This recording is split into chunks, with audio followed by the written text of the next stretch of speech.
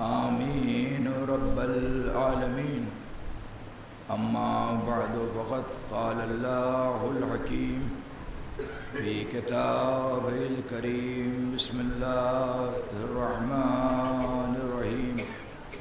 يا أيها الذين آمنوا هل أدلكم على تجارة تنجيكم من عذاب أليم تؤمنون بالله ورسوله وتجاهدون في سبيل الله بأموالكم وأنفسكم ذلكم خير لكم إن كنتم تعلمون. صلوات بھیجیں.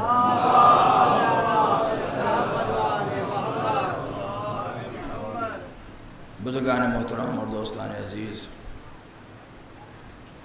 آغاز ماہ محرم الحرام سے جس آیہ کریمہ کے ذیل میں آغاز گفتگو کیا تھا وہ اب اپنے آخری مراحل میں ہے. ارشاد اہدیت الہی ہو رہا ہے، یا ایھا الذین آمنوا، اے ایمان لانے والوں، هل ادلکم علی تجارت تنجیکم من عذاب علیم، کیا ہم تمہیں ایسی تجارت کا پتہ نہ بتا دیں جو تمہیں دردناک عذاب سے بچا لے اور نجات دے دے. تؤمنون باللہ ورسولہ، تو ایمان لاؤ اللہ پر اور اس کے رسول پر. وتجاہدون فی سبیل اللہ باموالکم وانفسکم، اور ایمان لانے کے بعد میدان جہاد میں آؤ تو سبیل الہی میں اپنے اموال سے بھی جہاد کرو اور اپنے نفوس سے بھی جہاد کرو. ذالکم خیر لکم، اسی میں تمہارے لیے بھلائی ہے. ان کنتم تعلمون، اگر تم علم رکھتے ہو. برابر میں نے اپنی مجلسوں میں اپنے معروضات شکل میں آپ کے سامنے پیش کیے کہ ہماری ذمہ داری ہے کہ ہم اس کو اچھی طرح سے باور کر لیں اور سمجھ لیں کہ بازار تجارت پروردگار میں جو سرمایہ لے کر کے ہم جا رہے ہیں وہ ہمارا اپنا ذاتی نہیں ہے، نہ مال ہمارا اپنا ہے، نہ جان ہماری اپنی ہے. جب اللہ نے مومنین سے ان کی جان اور مال کو جنت کی قیمت دے کر کے خرید لیا تو نہ جان پہ ہمارا اختیار ہے نہ مال پر ہمارا اختیار ہے. ہماری ذمہ داری صرف اور صرف بس اور بس فقط اور فقط اتنی ہے کہ ہم سبیل الہی کو پہچانیں، اللہ کے راستے کو جانیں. سبیل الہی کا بنانا ہمارا کام نہیں ہے، سبیل الہی کو ڈھونڈنا یہ ہماری ذمہ داری ہے. اور جب سبیل الہی ہمیں مل جائے، اللہ کے بتائے ہوئے راستوں کا پتہ ہمیں چل جائے، بس زبان خداوندی یا بزبان رسول یا بزبان امام، یعنی جن کو اس نے اپنا الہی منصبدار بنایا ہے، جب ان کی زبانی سبیل الہی کا تعین ہو جائے تو پھر ایمان لانے کے بعد ایمان کے لازمے کا نام ہے کہ ایمان انسان کی زندگی میں جمود پیدا نہیں کرتا، ایمان انسان کی زندگی میں ٹھہراؤ پیدا نہیں کرتا. اگر ایمان ہے تو ایمان انسان کی زندگی کو متحرک کرتا ہے، انسان کی زندگی میں تحریک لاتا ہے.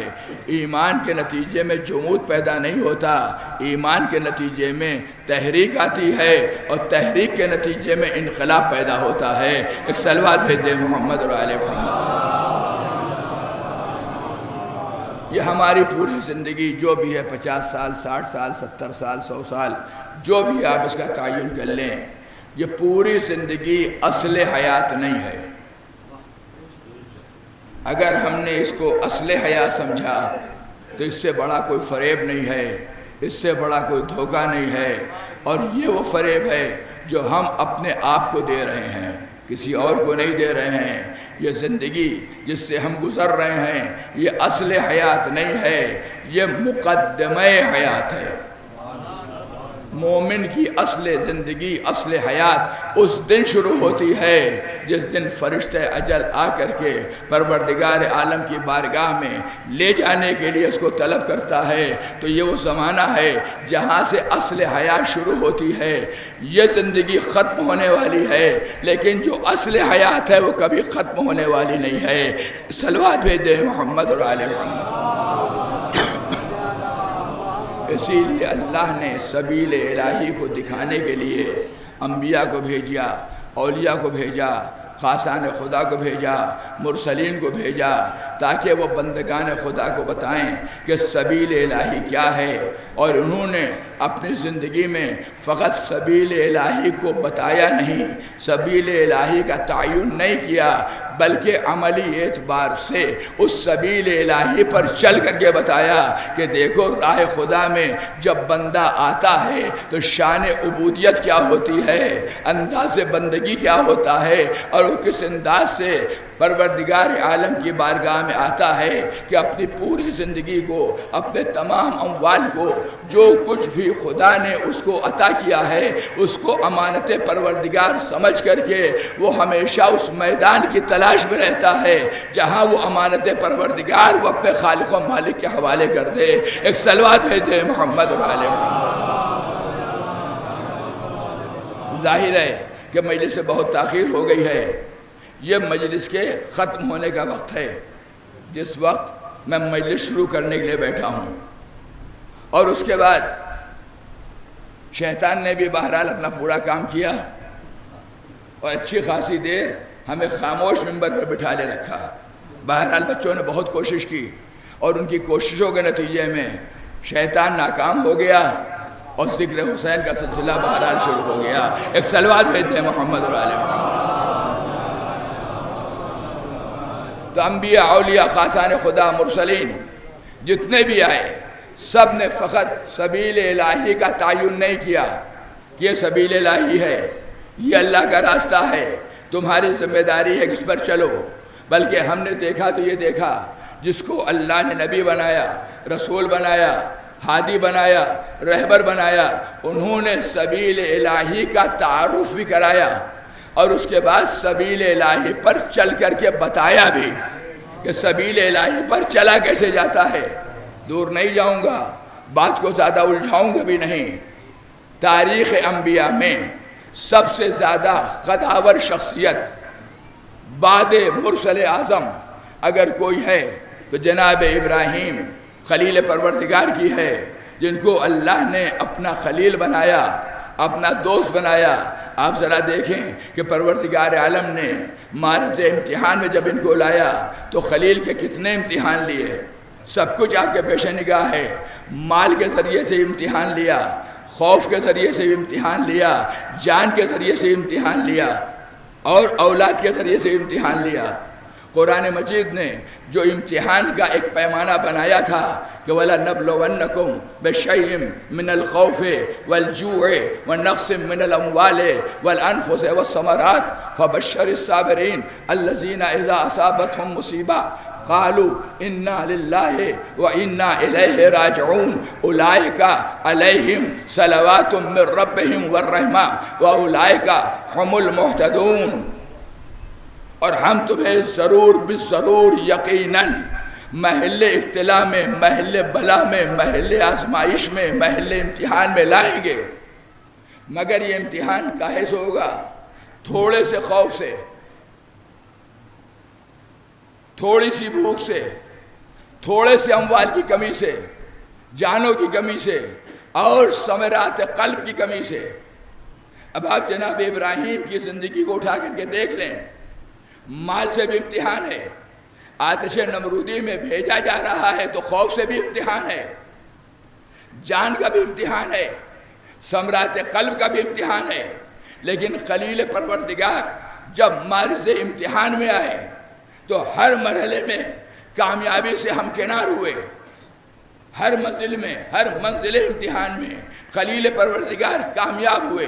مجھے تمام امتحانات کا تذکرہ نہیں کرنا ہے، مجھے صرف اس امتحان کا تذکرہ کرنا ہے کہ بارگاہ خداوندی میں خلیل خدا نے دعا کی کہ پالنے والے ہمیں ایک فرزند، ایک اولاد عطا کر۔ نتیجہ کیا ہوا؟ دعائے خلیل قبول ہوئی۔ دعائے خلیل جب قبول ہوئی تو قرآن نے آواز دی کہ ہم تمہیں بشارت دیتے ہیں، وَبَشَّرْنَاهُ بِغُلَامٍ حلیم، ہم تمہیں بشارت دیتے ہیں ایک اولاد کی جو حلیم ہوگا۔ تھوڑا سا غور کریں، خدا نے بشارت دی کہ وَبَشَّرْنَاهُ بِغُلَامٍ حلیم، ہم تمہیں ایک فرزند کی بشارت دیتے ہیں، اور اس کے بعد حلم کے ساتھ اس کا تذکرہ۔ آپ قرآن مجید کو اٹھا کر کے دیکھ ڈالیں، علامہ جوادی اپنی تفسیر میں لکھتے ہیں کہ لفظ حلیم یا پروردگار عالم نے اپنے لیے استعمال کیا ہے یا اپنے خلیل اور اپنے ہونے والے ذبی کے لیے استعمال کیا ہے، یعنی یا ابراہیم کو حلیم کہا، یا اسماعیل کو حلیم کہا، یا اپنے آپ کو حلیم کہا۔ کتنا بلند مقام ہے، کیا مرتبہ ہے۔ اور اس کے بعد قرآن نے کیا کہا؟ جب ہم تمہیں ایک فرزند کی بشارت دیتے ہیں اور جب وہ فرزند اس قابل ہو گیا کہ اپنے باپ کے ساتھ کچھ صحیح کر سکے، فلما بلغہ معہ السعی، کچھ صحیح کر سکے، بھاگ دوڑ کر سکے، یعنی لڑکپن کی عمر میں ہے، عنفوان شباب پر بھی پہنچا نہیں ہے۔ جب اس منزل پر پہنچا تو جناب ابراہیم نے اپنے فرزند سے کہا، قال یا بنی انی اری فی المنام انی اذبحک فانظر ماذا تری، اے میرے بیٹے، اے میرے فرزند، ہم نے یہ خواب میں دیکھا ہے، انی اری فی المنام، یا یوں کہیے ہم یہ خواب دیکھ رہے ہیں، انی اری فی المنام انی اذبحک، کہ ہم تمہیں ذبح کر رہے ہیں، فانظر ماذا تری، ذرا تم بھی دیکھ بھال لو، سمجھ لو، غور و فکر کر لو کہ تمہاری رائے کیا ہے۔ بھائی سوال یہ ہے، اگر خلیل خدا اس کو حکم خدا سمجھ رہے ہیں تو حکم خدا میں بیٹے کی رائے لینے کا کیا مطلب ہے؟ بھائی اللہ کے نبی ہیں، خواب میں دیکھ رہے ہیں کہ اپنے فرزند کو ذبح کر رہے ہیں۔ جب خواب میں دیکھا کہ اپنے فرزند کو ذبح کر رہے ہیں تو اب ضرورت کیا ہے؟ کوئی بیٹے کی رائے لیں، بیٹے کا مشورہ لیں۔ بھائی حکم خدا میں کسی کی رائے نہیں لی جاتی، مگر خلیل خدا نے رائے لی۔ جب جواب جناب اسماعیل سامنے آیا تب سمجھ میں آیا کہ خلیل خدا نے بیٹے سے پوچھا کیوں۔ ایک صلوات بھیج دے محمد اور آل محمد۔ انی اری فی المنام انی اذبحک فانظر ماذا تری، میں یہ خواب میں دیکھ رہا ہوں۔ اب روایت 3 دن تک متواتر خواب میں دیکھا کہ میں تمہیں ذبح کر رہا ہوں، فانظر ماذا تری، تم بھی دیکھ لو، غور کر لو، سمجھ لو کہ تمہاری رائے کیا ہے۔ جیسے ہی باپ نے بیٹے سے پوچھا، فوراً بیٹے نے پلٹ کر کے جواب دیا، یا ابت افعل ما تؤمر، اے میرے بابا جو آپ کو حکم دیا گیا ہے آپ اس پر عمل کریں۔ آپ ذرا اندازہ لگائیں ابراہیم کیا کہہ رہے ہیں کہ میں خواب دیکھ رہا ہوں کہ میں تمہیں ذبح کر رہا ہوں۔ اسماعیل کے جواب میں یہ نہیں کہا جا رہا کہ جو آپ خواب دیکھ رہے ہیں اس پر عمل کریں، وہ کہہ رہے فانظر ماذا تری، تم بھی دیکھ بھال لو، سمجھ لو کہ تمہاری رائے کیا ہے۔ تو اسماعیل کو اپنی رائے پیش کرنی چاہیے، لیکن اسماعیل نے یہ نہیں کہا کہ جو خواب آپ دیکھ رہے ہیں اس کو پورا کر دکھائیے، بلکہ اگر یا ابت افعل ما تؤمر، اے میرے بابا آپ کو جو حکم ملا ہے آپ اس پر عمل کیجئے۔ خلیل خدا نے خواب کا حوالہ دیا، اسماعیل نے حکم خدا بتایا، اور دنیا والوں کو بتایا کہ نبی کا خواب بھی حکم خدا کی منزل میں ہوتا ہے۔ اہل علم تشریف فرما ہے، میری بات رائے گاہ نہ ہونے پائے۔ جو آپ کو حکم ملا ہے آپ اس کو پورا کیجئے۔ میں کہتا ہوں کہ اگر خواب دیکھنے کے بعد خلیل خدا اسماعیل کو محل قربانی میں لے آتے، اپنی آنکھ پہ پٹی باندھ کر جیسے انہوں نے ذبح کیا اسماعیل کے گلے پر چھری رکھ دیتے، تو ابراہیم کے قربانی کے جوہر تو سامنے آتے، اسماعیل کا جذبہ قربانی سامنے نہیں آتا. لہذا اسماعیل سے پوچھ کر کے بتایا فانظر ماذا ترى، تم بھی دیکھ بھال لو، غور کر لو، فکر کر لو کہ تمہاری رائے کیا ہے. اور جب بیٹے نے جواب دیا میرے بابا جو بھی آپ کو حکم ملا ہے آپ اس پر عمل کریں، ستجدونی انشاءاللہ من الصابرین. اہل تشریف فرما انشاءاللہ آپ مجھے صبر کرنے والوں میں سے پائیں گے. جناب اسماعیل کا یہ جواب خود بتا رہا ہے ببانگ دوہل کہ اسماعیل کی نگاہ میں صابرین کی کوئی جماعت ہے. یہ نہیں کہا کہ آپ مجھے صابر پائیں گے، یہ نہیں کہا کہ آپ حکم خدا پر عمل کیجئے میں صبر کروں گا، نہ یہ کہا کہ میں صبر کروں گا، نہ یہ کہا کہ میں مظاہرہ صبر کروں گا، نہ یہ کہا کہ آپ مجھے صابر پائیں گے. ستجدنی انشاءاللہ من الصابرین، آپ مجھے صابرین میں سے پائیں گے. اس کا مطلب یہ ہے کہ نگاہ اسماعیل میں صابرین کی ایک جماعت تھی. اور اس عظیم الشان قربانی کے بعد اسماعیل یہ چاہ رہے ہیں کہ ہم اس صابرین کی جماعت سے ملحق ہو جائیں، جا کر کے مل جائیں. بیٹے نے کہہ دیا کہ انشاءاللہ آپ مجھے صبر کرنے والوں میں سے پائیں گے. اور پھر مجھے کہنے دیں یہیں رک کر کے کہ اسماعیل کے سامنے موت آئی تو اسماعیل نے لفظ صبر کا مظاہرہ کیا کہ آپ مجھے صبر کرنے والوں میں سے پائیں گے. اور جب شب ہجرت علی کے سامنے موت آئی، یا علی آج میرے بستر پر لیٹ جاؤ. خدا کے رسول کیا میرے لیٹنے سے آپ کی جان بچ جائے گی؟ یہ تو علی نے پوچھا کہ آپ کی جان بچ جائے گی میرے لیٹنے سے، یہ نہیں پوچھا کہ مجھے لٹا تو رہے ہیں میں بچوں گا یا نہیں بچوں گا. بھائی اٹھی ہوئی تلواریں ہیں، تمام عرب کے قبیلے متحد ہو گئے ہیں، قتل کرنے پر آمادہ ہیں.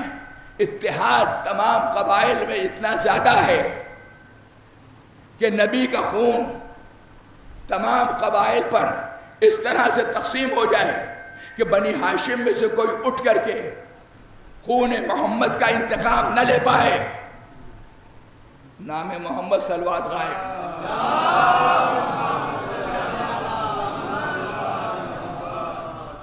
ایک اور صلوات بھیجیں محمد غائب.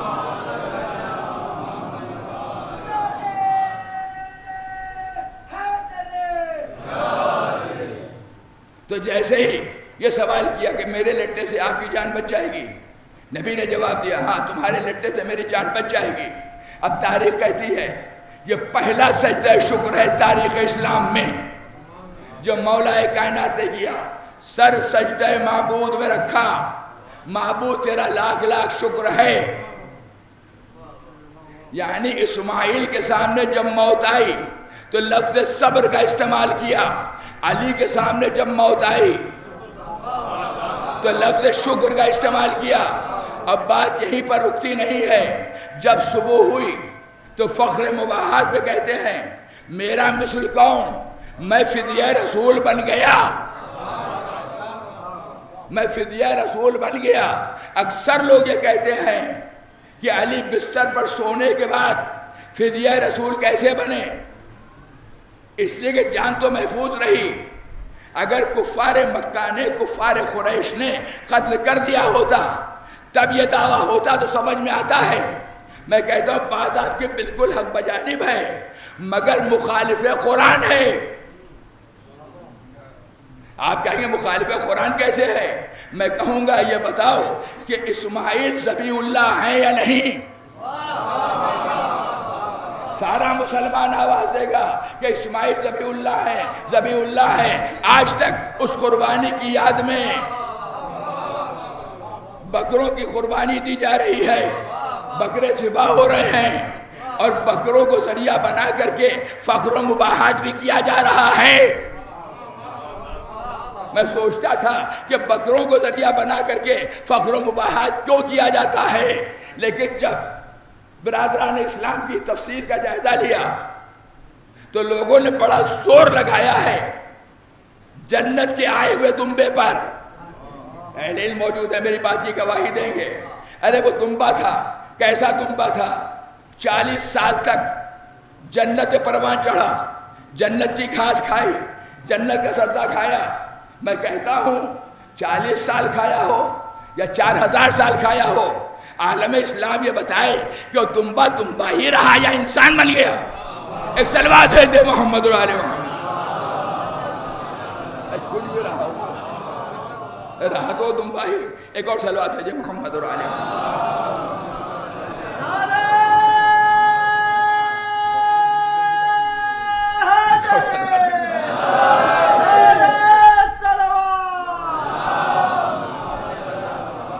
شاید وہیں سے تصور آیا ہے کہ جب ہم قربانی کا جانور لے کر کے آتے ہیں تو فخر و مباحات کرتے ہیں جنت کے دمبے کی شبیہ، جنت کے دمبے کی شبیہ جس نے 40 سال تک جنت کا سبزہ کھایا ہے۔ جب 40 سال تک جنت کا سبزہ کھایا ہوگا تو بڑا فربا ہوگا، بڑا موٹا ہوگا، بڑا تندرست ہوگا، تو ہم بھی ڈھونڈ کر کے ویسے ہی موٹے موٹے لاتے ہیں۔ ایک صلوات بھیجے محمد اور آل محمد۔ گفتگو کسی دوسری طرف چلے جائے گی، چھوڑیے ان باتوں کو۔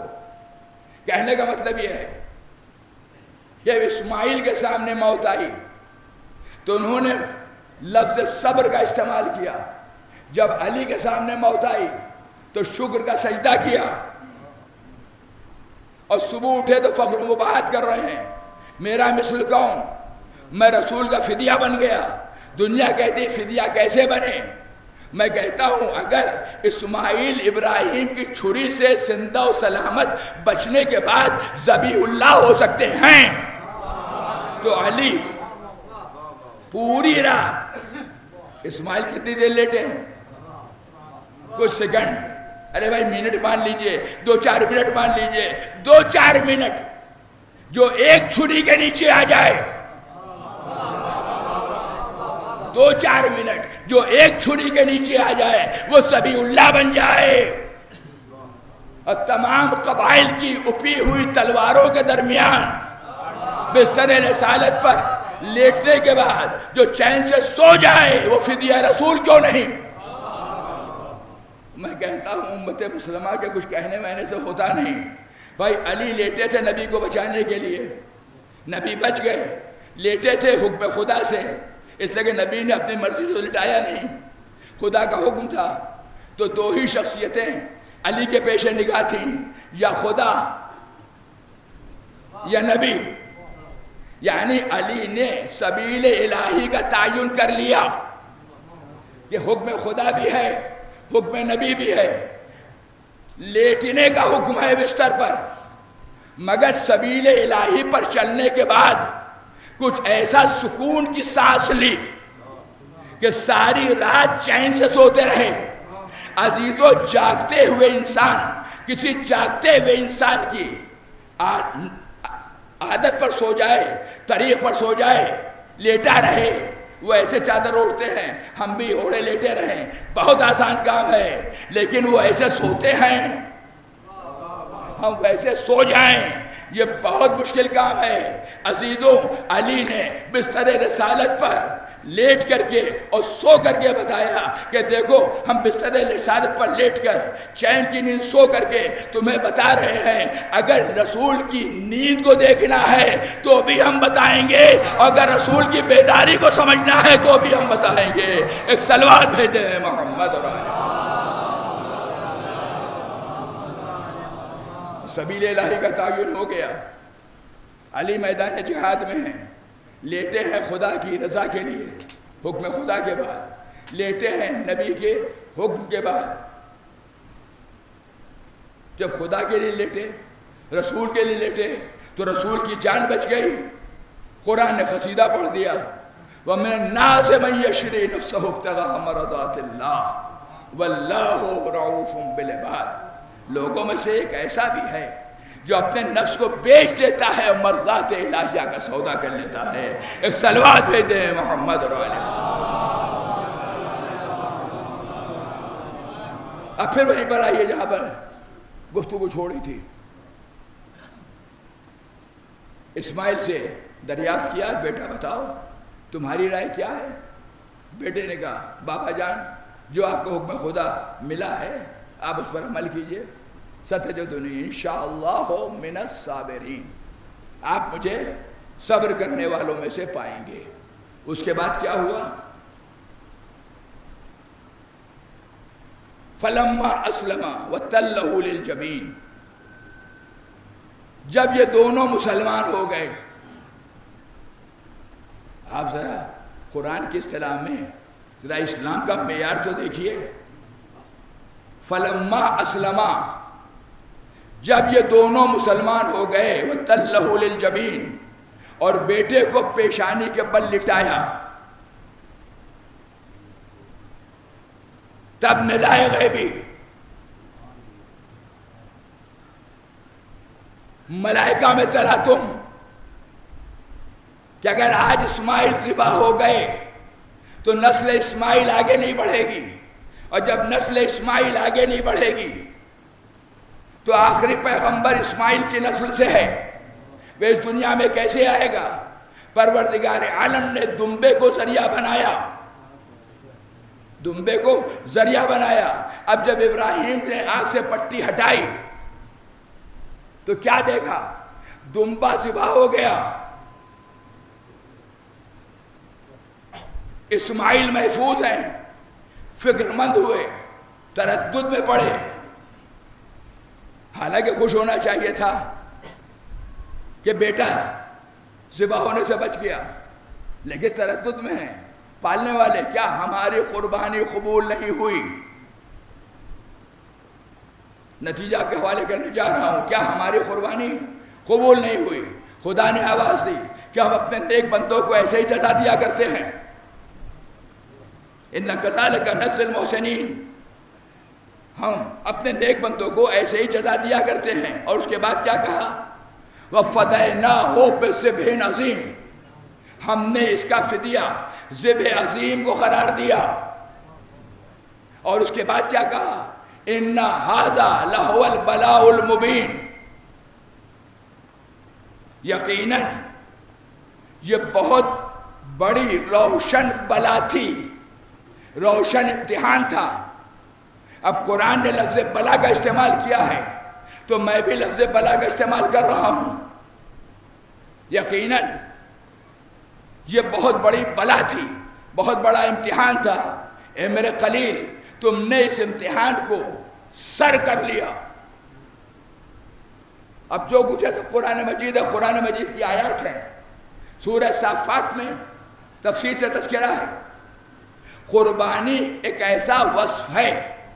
دیکھیے لوگوں کو نیند آ رہی ہے، ایک صلوات بھیجے محمد علیہ وسلم. ایک اور صلوات بھیجے محمد.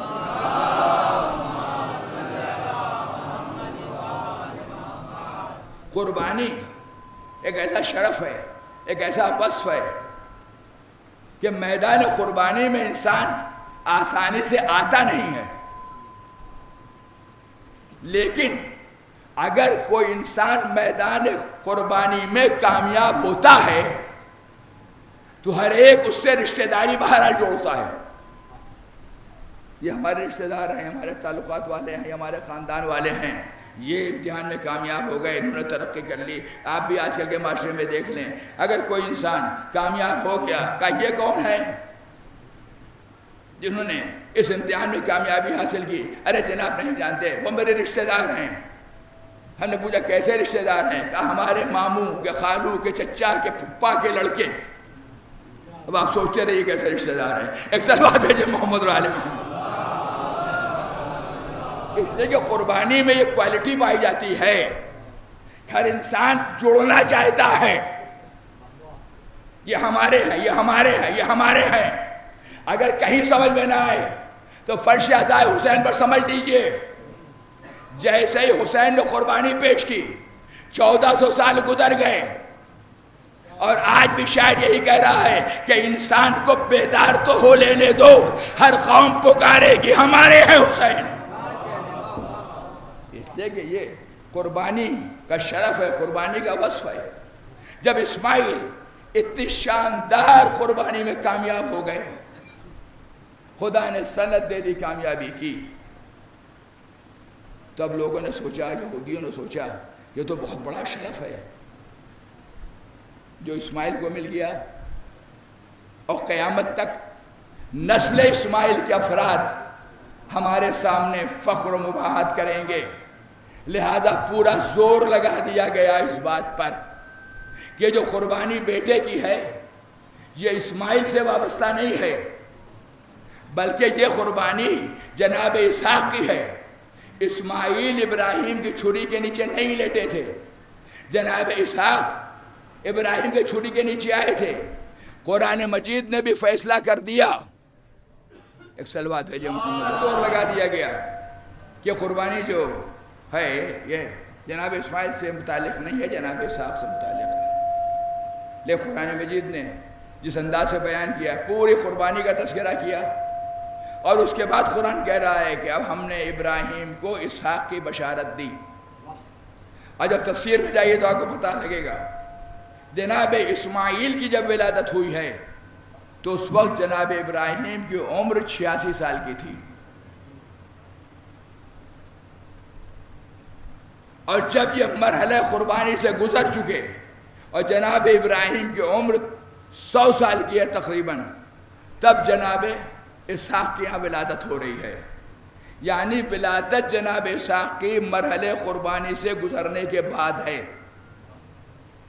آیات قرآنی کے جو انداز بیان ہے اس سے پتہ لگ رہا ہے. اور دوسری بات سب سے بڑی یہ ہے کہ جناب ابراہیم اور جناب اسماعیل ان کا تعلق تھا مکے کے. قرآن مجید نے کہا پالنے والے ہم اپنی ضروریت کو تیرے گھر کے قریب چھوڑ کر کے جا رہے ہیں. اور جناب سارہ اور جناب اسحاق ماں اور بیٹے دونوں کا تعلق تھا شام سے. اگر یہ قربانی جناب اسحاق سے متعلق تھی تو اس کی یادگاریں شام میں ہونی چاہیے. ساری یادگاریں مکہ میں جب حاجی حج کرنے کے لیے جاتا ہے تو پورے حج کے آب ارکان کو دیکھ ڈالیں، زیادہ تر آپ کو ایسے ملیں گے جو یہ جناب ابراہیم سے وابستہ ہیں یا جناب اسماعیل سے وابستہ ہیں. جب مکے سے یاد وابستہ ہے یہ بات بالکل فیصل ہو گئی، یہ بات بالکل یقینی ہو گئی کہ قربانی جناب اسماعیل کی ہے. قربانی کے بعد اب خدا نے بشارت دی کہ ہم تمہیں ایک دوسرے فرزند کی گویا کہ بشارت دیتے ہیں، ہم تمہیں اسحاق کی بشارت دیتے ہیں. وہ نبی بھی ہے اور صالحین میں سے ہے. آپ ذرا اندازہ لگائیں، جب قرآن نے جناب اسحاق کی وصف کو بیان کیا تو یہ بتایا کہ یہ نبی ہیں اور یہ اللہ کے نیک بندوں میں سے ہیں. اور جب اسماعیل کا تذکرہ کیا تو فوراً کہا ہم تمہیں ایک فرزند حلیم کی بشارت دیتے ہیں. میں نے ابتدائی بیان میں عرض کیا تھا کہ حلیم کا لفظ اللہ نے صرف اپنے لیے استعمال کیا یا پورے قرآن مجید میں تفسیر قرآن علامہ جوادی کے مطابق یا ابراہیم کے لیے استعمال کیا یا اسماعیل کے لیے استعمال کیا. تو میں کہوں گا صالحین میں سے ہونا اور ہے اور حلیم ہونا اور ہے. اور حلیم انسان کیسے بنتا ہے؟ ہر حکم خدا کے سامنے سر جھکا دے. جتنا زیادہ حکم خدا کے سامنے سر جھکاتا جائے گا اتنا ہی زیادہ بردبار بنتا جائے گا، حلم کا مظاہرہ کرتا رہے گا. اب بات کو تھوڑا اور آگے بڑھائیے. اب جناب اسحاق کا تذکرہ ہے، بس میں نے بات کو ختم کر دیا اور میں باب مصائب تک آ گیا. ایک صلوات بھیجے مل جل کر کے محمد العالم، ایک اور صلوات بھیجے محمد العالم.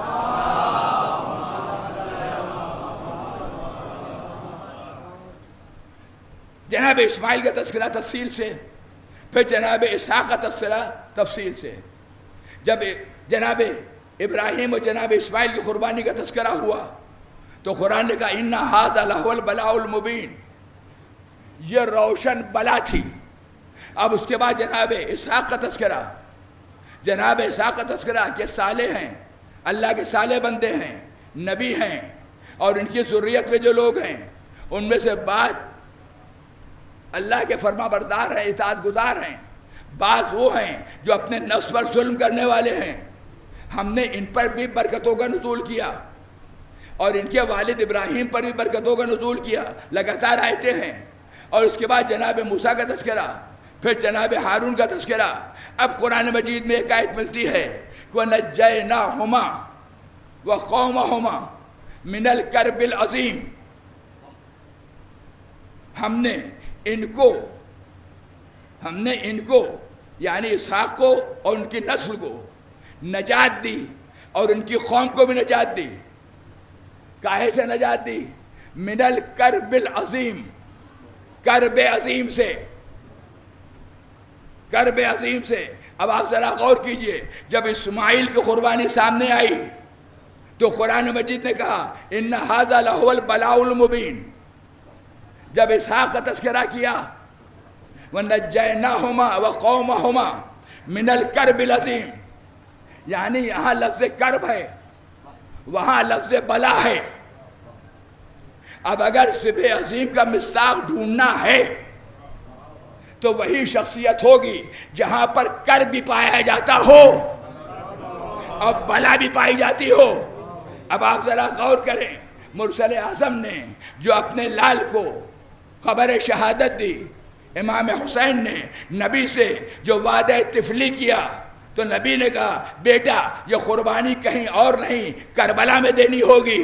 تو ذبح عظیم کا مصداق وہی ہوگا جس کی زندگی میں کرب بھی ہو، بلا بھی ہو، اور جس زمین پر یہ امتحان دیا جائے وہ کرب و بلا ہو.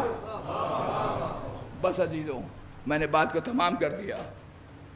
اس سے زیادہ مجھے کچھ نہیں عرض کرنا ہے، اس لیے کہ شب عاشورہ کسی طولانی بیان کی کوئی ضرورت نہیں.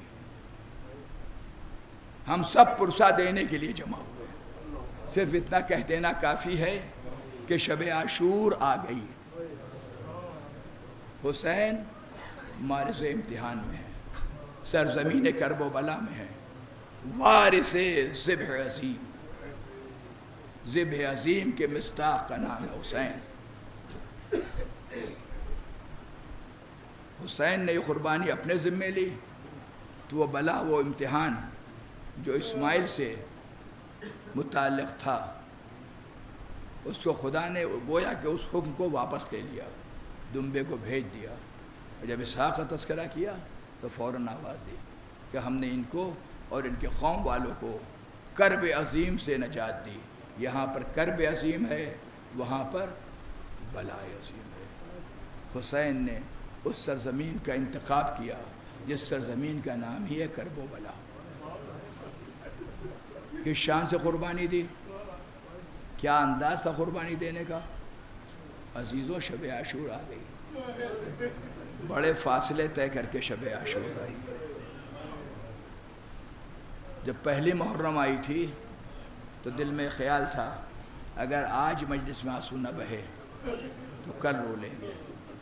دوسری محرم آئی کہ اگر آج آنسو نہیں بہا سکے، مجلس میں نہیں جا سکے تو تیسری کو چلے جائیں گے. لیجئے اب تو شب عاشور آ گئی، اب نہیں روئیں گے تو کب روئیں گے؟ اب زہرا کے لال کا ماتم نہیں کریں گے تو کب کریں گے؟ اب حسین پر آنسو نہیں بہائیں گے تو کب بہائیں گے؟ عزیزوں شب عاشور ہے، انتہائی پرسکون ماحول میں ہم فرش عزا پر بیٹھے ہیں یاد کربلا منانے کے لیے. ابھی تک ہمارا طریقہ یہ تھا کہ 7 تاریخ ہے قاسم کا ماتم کر لیں گے، 8 تاریخ ہے عباس کا ماتم کر لیں گے، 9 تاریخ ہے علی اکبر کا ماتم کر لیں گے، علی اصغر کا ماتم کر لیں گے. عزیزوں اب تو شب عاشورہ آ گئی. یہ وہ رات ہے، ذرا تصورات کے دنیا میں ڈوب کر کے کربلا چلو اور اس کے بعد دیکھو کہ کربلا میں شب عاشور کس کیفیت سے گزر رہی ہے.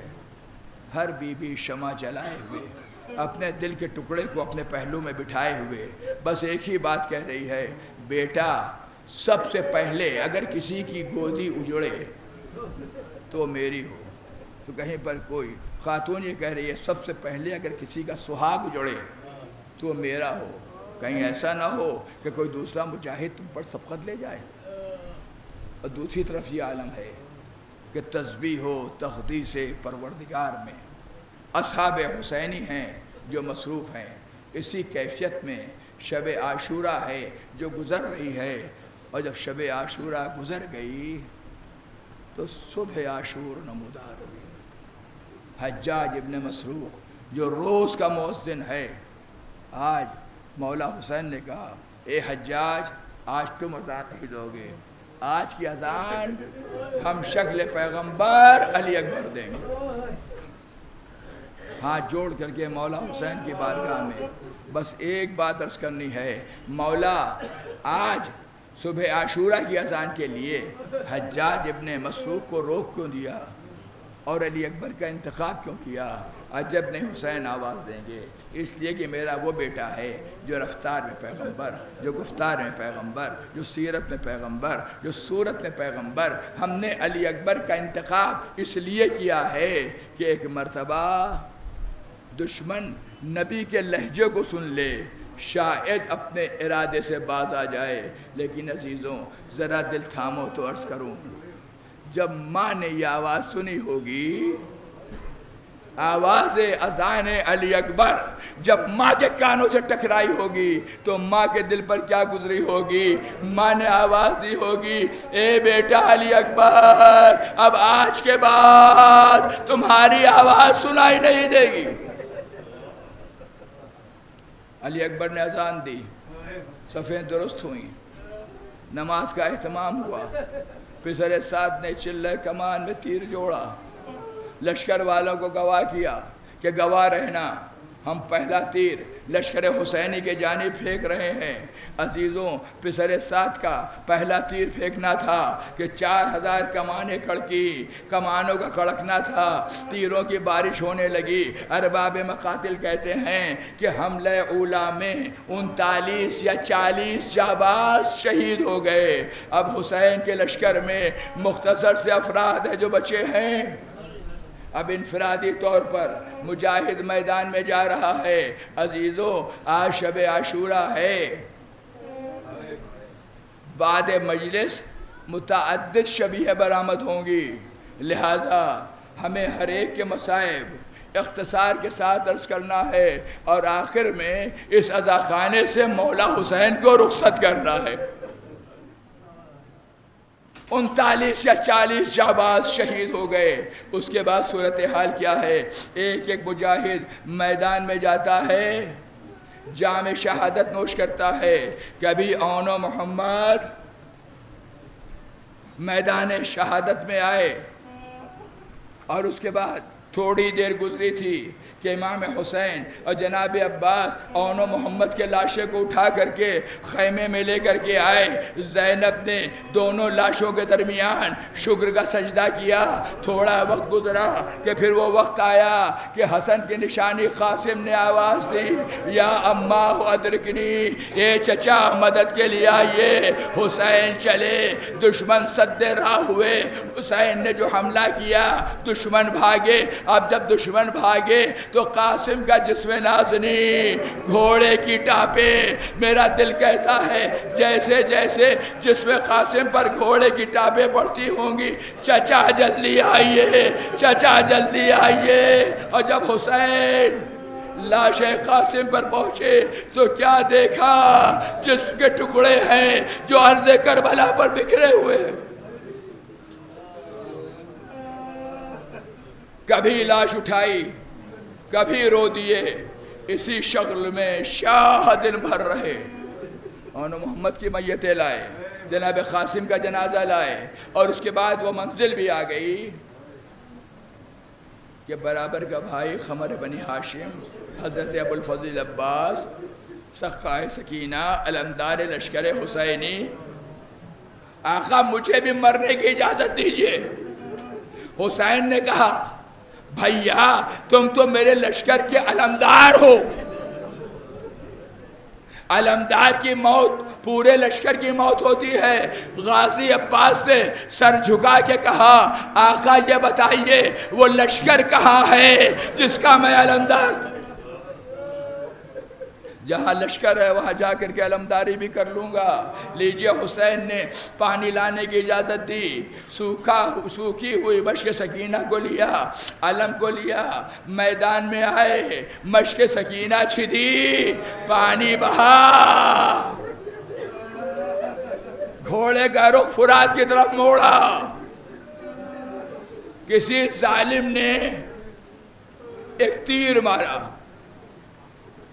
آنکھ میں تیر لگا، عباس سے سر جھکایا، شانے تو قلم ہو چکے ہیں، تیر نکالے تو کیسے نکالے؟ زانو سے تیر کو دبایا، سر کو اٹھایا، ایک ملعون نے گرز مارا، اب شیر سے گھوڑے پر سنبھلا نہیں گیا۔ حسین کو مدد کے لیے بلایا، امام حسین آئے، حسب وصیت لاش جناب عباس کو دریا کے کنارے چھوڑا، علم کو لے کر کے خیمے میں آئے۔ بہن زینب، یہ علم نہیں ہے، عباس کا جنازہ ہے۔ زینب نے علم کو ٹھنڈا کیا، واہ عباسا، واہ مصیبتا، فریاد رس غریبیوں بے یاری حسین۔ عزیزوں، وقت اور آگے بڑھا، اب سب سے آخر میں اپنے بیٹے علی اکبر، ہم شکل پیغمبر، میرے لال تمہارا انتخاب ہم نے سب سے آخر کے لیے کیا ہے کہ ارباب مقاتل کہتے ہیں کہ امام حسین اور جناب علی اصغر اور جناب عبداللہ ابن حسن کی شہادت سے پہلے جو آخری شہید ہیں یا جناب عباس ہیں یا جناب علی اکبر ہیں۔ میں اسی روایت کا سہارا لے کر کے بات کو آگے بڑھا رہا ہوں۔ علم عباس خیمے میں آیا، اب آخر میں کڑیل جوان، ہم شکل پیغمبر، جب اس کے رخصت کرنے کی بات آئی، اصرار جناب علی اکبر کا بڑھا، بیٹا جاؤ خیمے میں ماں اور پھوپھی سے اجازت لے لو۔ علی اکبر خیمے میں آئے، ماں سے کچھ گفتگو ہو رہی تھی، جناب زینب نے کہا بیٹا علی اکبر، ماں سب کچھ ہو گئی، میں نے بڑی مصیبتوں سے پالا ہے۔ پھوپھی کے قریب آئے، پھوپھی اماں مرنے کی اجازت دے دیجئے۔ بس ایک بڑا زینب نے کہا بیٹا بڑی محنتوں سے پالا ہے، تمہیں مرنے کی اجازت کیسے دے دوں؟ ایک مرتبہ جناب علی اکبر کہتے ہیں پھوپھی اماں اچھا آپ مجھے مرنے کی اجازت نہ دیجئے، مگر دادی فاطمہ کے ایک سوال کے جواب کے بارے میں تیار رہیے گا۔ کہا وہ کیا؟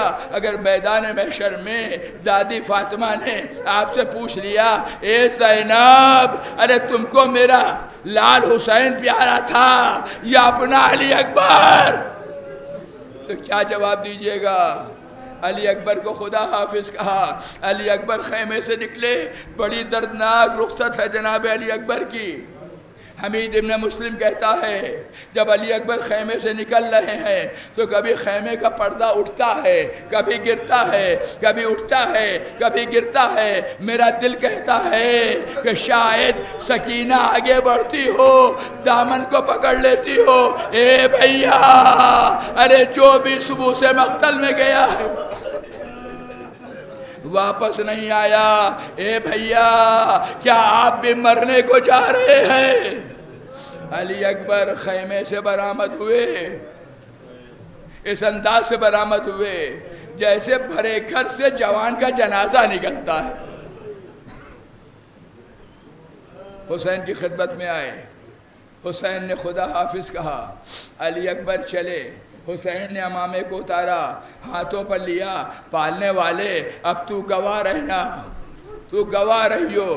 اب وہ جا رہا ہے جو رفتار میں پیغمبر، جو گفتار میں پیغمبر، جو سیرت میں پیغمبر، جو صورت میں پیغمبر۔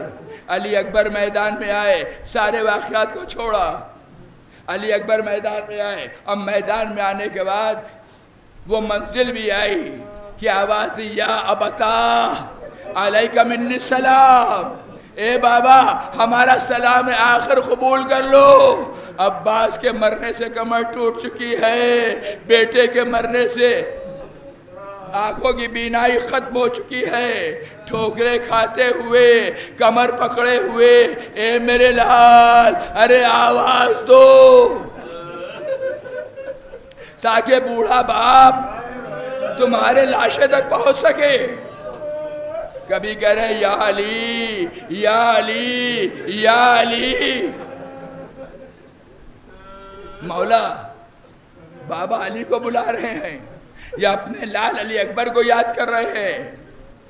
عجب نہیں حسین آواز دے رہے ہو، اے نجف میں سونے والے میری مدد کو آئیے اور مجھے جوان کے لاشے تک پہنچا دیجئے۔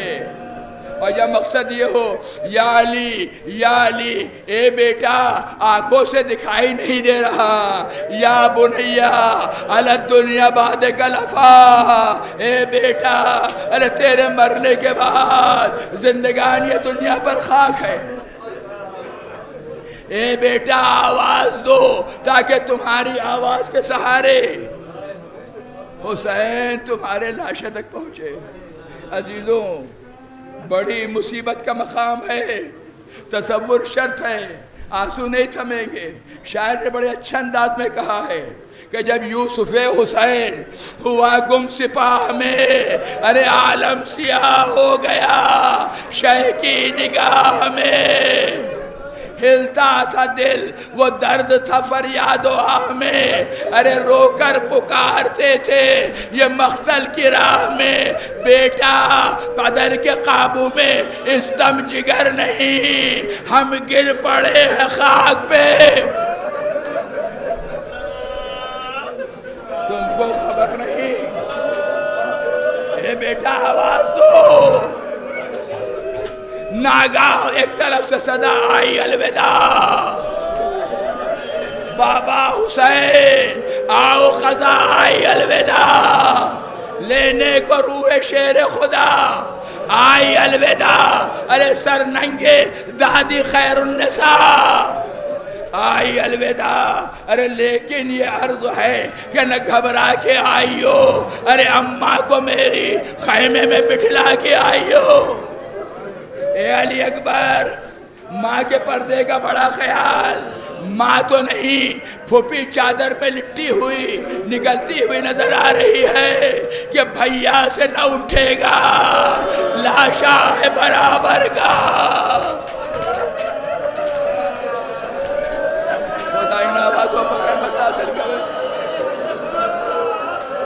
بھیا سے نہ اٹھے گا لاشا ہے برابر کا، ارے میں پالنے والی ہوں گودی میں اٹھا لوں گی۔ حسین نے بہن کو آتے ہوئے دیکھا، جوان کا غم بھولے دوش سے ردا اتاری، زینب کے سر پر ڈالی، اے بہن ابھی حسین زندہ ہے۔ مولا آج زینب علی اکبر کے لاشے پر آ رہی ہیں تو سر پر چادر ہے، مگر اس کے بعد بھی آپ نے دوش سے ردا اتار کر کے زینب کا سر پر ڈال دی۔ اے آقا اس وقت آپ پر کیا گزرے گی جب یہی زینب ہوگی، خیموں میں آگ، آدم صفی اللہ سے تا عیسی دوران ایسی نہ لٹی تھی کوئی سرکار حسینہ، ارے درانہ ادو بے ادبانہ ہوئے داخل گھر فاطمہ کا ہو گیا بازار حسینہ۔ اجرکم اللہ، اکبر پر آنسو بہا چکے، اب حسین در خیمہ پر آئے، رخصت کیجئے حسین کو اس عزا خانے سے بھی۔ زینب حسین کا سلام، ام کلثوم حسین کا سلام،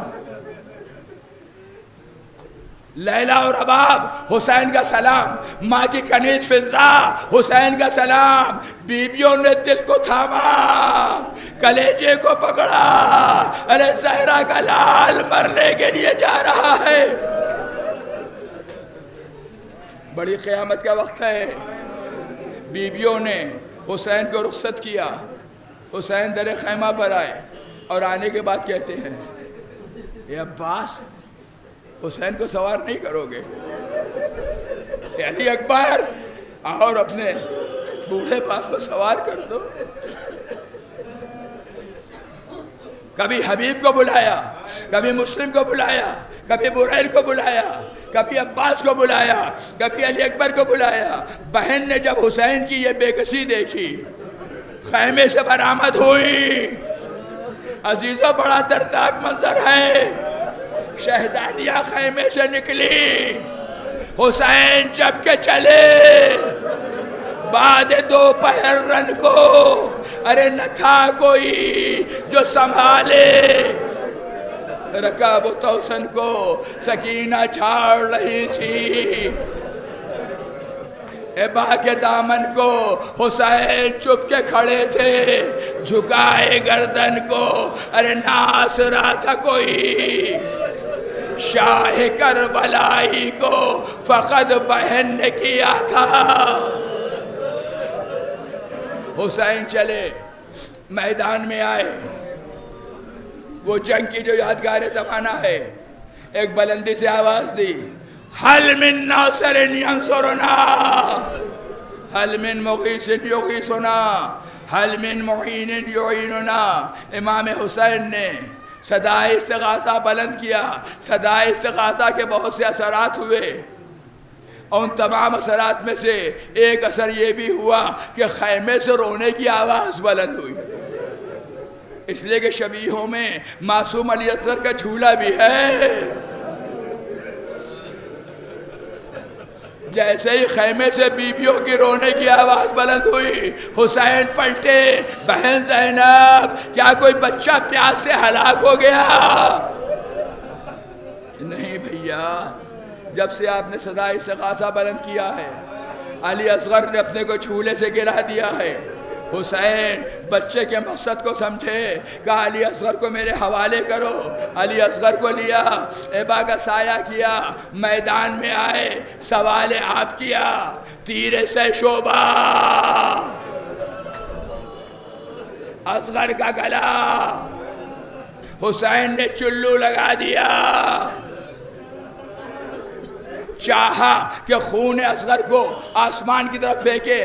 آسمان سے آواز آئی، اے حسین اگر ایک خطرہ بھی آ گیا تو قیامت تک پانی نہیں برسے گا۔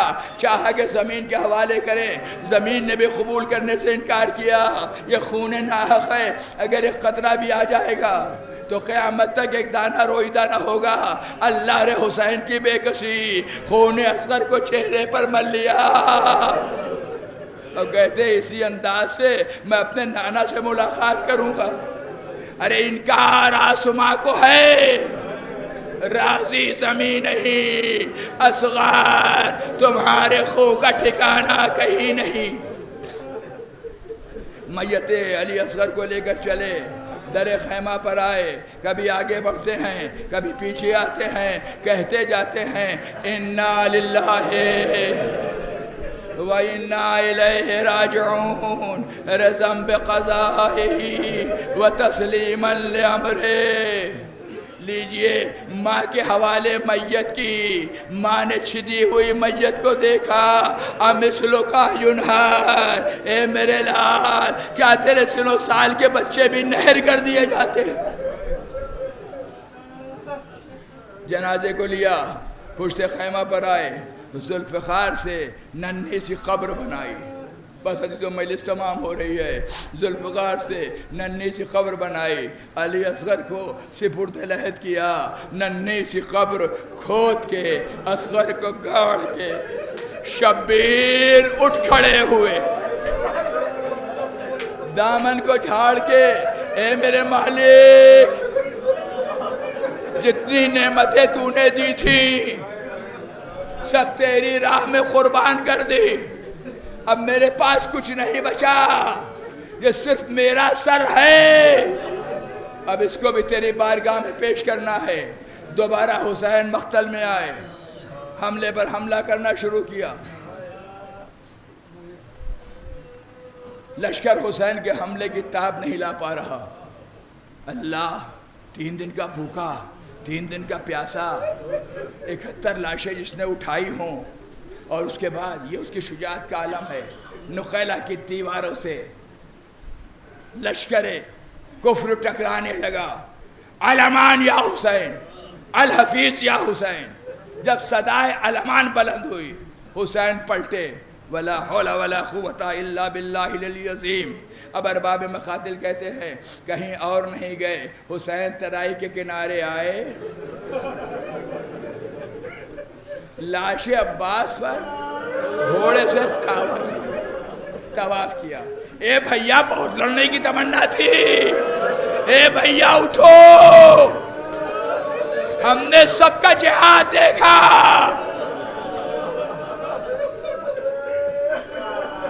ہمارا جہاد دیکھنے والا کوئی نہیں ہے۔ اے بھیا اٹھو، بہت لڑنے کی تمنا تھی، ہمیں تمہارے بازوؤں کی طاقت پر بھروسہ اور اعتماد تھا، تبھی تو ہم نے تمہیں صرف پانی لانے کی اجازت دی۔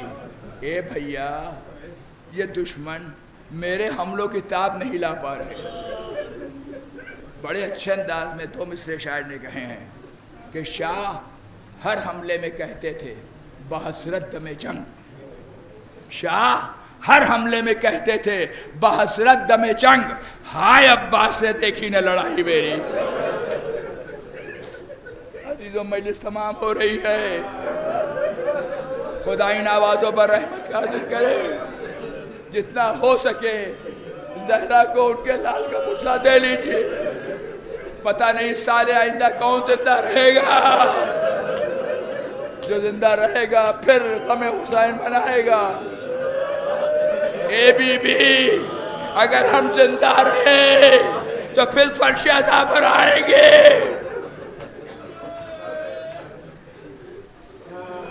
اور اگر ہماری زندگی نے وفا نہیں کی تو ہم الہی فیصلے پر راضی ہیں۔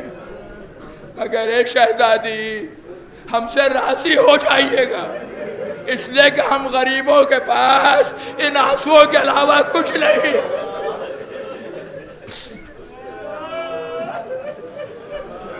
شاہ ہر حملے میں کہتے تھے بحسرت دم جنگ، ہائے عباس نے دیکھی نہ لڑائی میری۔ چاروں طرف سے بھاگی ہوئی فوجوں نے سمٹنا شروع کیا،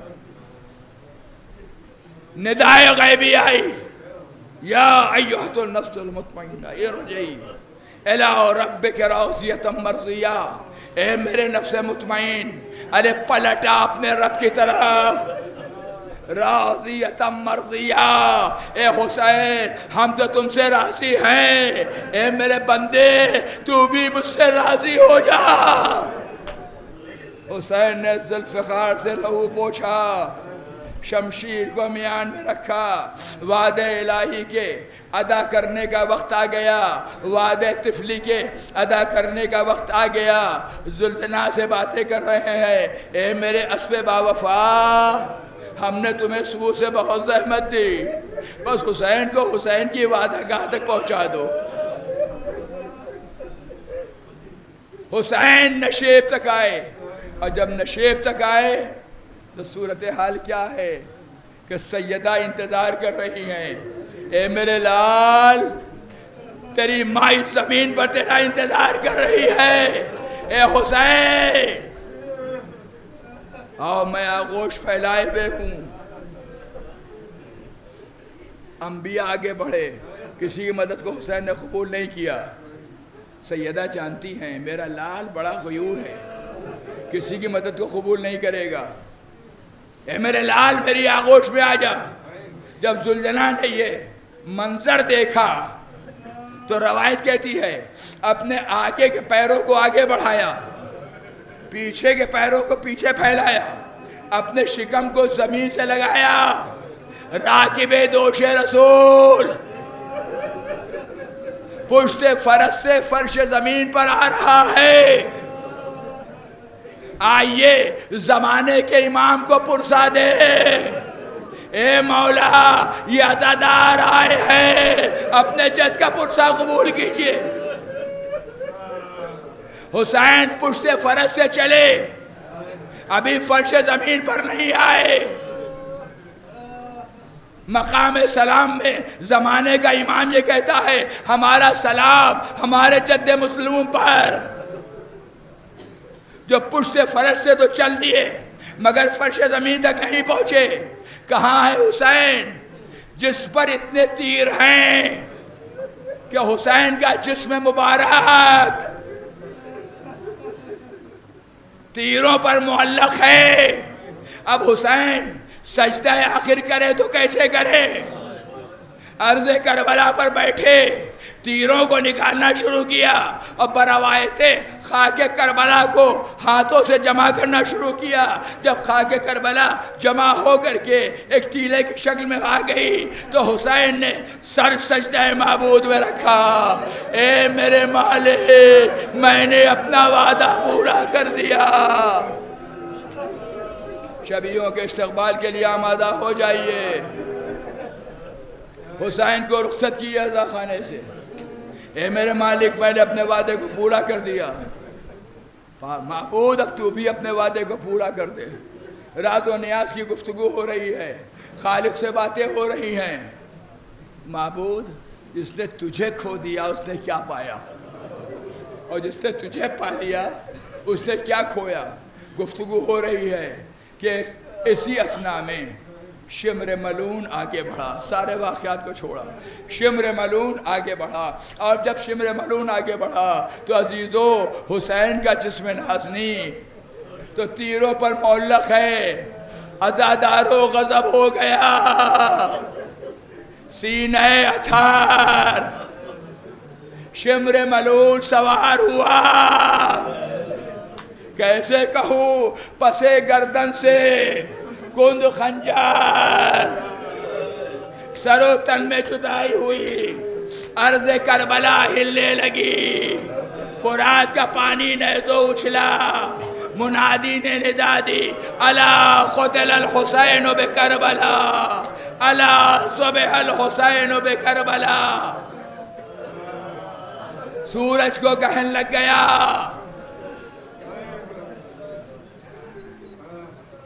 زمین و آسمان زیر و زبر ہو رہے ہیں. کاش کہ کوئی باشعور ہوتا جو اس بات کا اندازہ لگاتا جب زمین و آسمان مصائب حسین کو برداشت نہیں کر پا رہے تو ماں نے کیسے برداشت کیا ہوگا. سر و تن میں جدائی ہوئی, عرض کربلا ہل رہی ہے. یہ آواز زینب کے کانوں میں آئی. بیمار بھتیجے کا شانہ ہلایا. بیٹا ایسا لگ رہا ہے کہ تمہارا بابا مارا گیا. سید سجاد نے غش سے آنکھیں کھولی. پھوپھی اماں ذرا خیمے کا پردہ ہٹائیے. اب جو خیمے کا پردہ ہٹا بیٹے نے کیا دیکھا, باپ کا سر نو کے نیزہ پر بلند. السلام علیکہ یا ابا عبداللہ, السلام علیکہ یا ابن رسول اللہ. بابا اپنے بیمار بیٹے کا سلام قبول کر لیجئے. شبیہوں کے استقبال کے لیے آمادہ ہو جائیے. آئیے اس عزا خانے سے حسین کو رخصت کریں. اے یادگار احمد مختار الوداع, اے جانشین حیدر کرار الوداع, اے امت رسول کے غمخوار الوداع. ارے رو کر کہو کہ اے شہ ابرار الوداع. آداب تعزیت نادا ہم سے ہو سکے. ارے حسرت رہی کہ ہائے نجیب بھر کے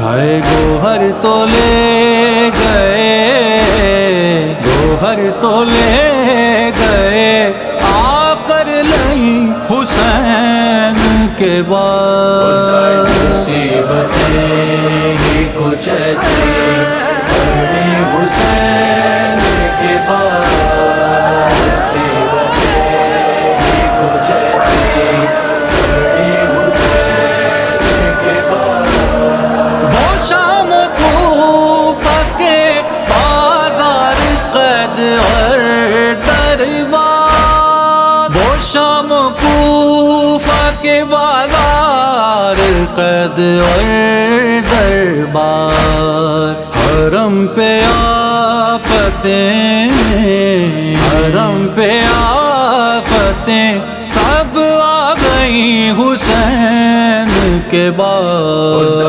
مصیبتیں ہی کچھ ایسی، بڑی حسین کے بعد مصیبتیں ہی کچھ ایسی، بڑی حسین کے بعد وہ جن کے گھر سے چلی رسم پردہ داری کی، وہ جن کے گھر سے چلی رسم پردہ داری کی، انہی کی چادریں، انہی کی چادریں چھیلی گئی حسین کے بعد، مصیبتیں ہی کچھ ایسی، بڑی حسین کے بعد مصیبتیں ہی کچھ ایسی، بڑی حسین کے بعد سروں پہ خاک رسن بستہ بیردابے کا، سروں پہ خاک رسن بستہ بیردابے کا، اور نبی کی بیٹیاں، نبی کی بیٹیاں در در پھری حسین کے بعد، مصیبتیں ہی کچھ ایسی، بڑی حسین کے بعد مصیبتیں ہی کچھ ایسی، بڑی حسین کے بعد گرے جو اونٹوں سے بچے تو بولی بنت علی، گرے جو اونٹوں سے بچے تو بولی بنت علی، بکھر گئے میرے، بکھر گئے میرے سارے نگیں حسین کے بعد، مصیبتیں ہی کچھ ایسی، بڑی حسین کے بعد مصیبتیں ہی کچھ ایسی، بڑی حسین کے بعد وہ کربلا ہو مدینہ یا شام زین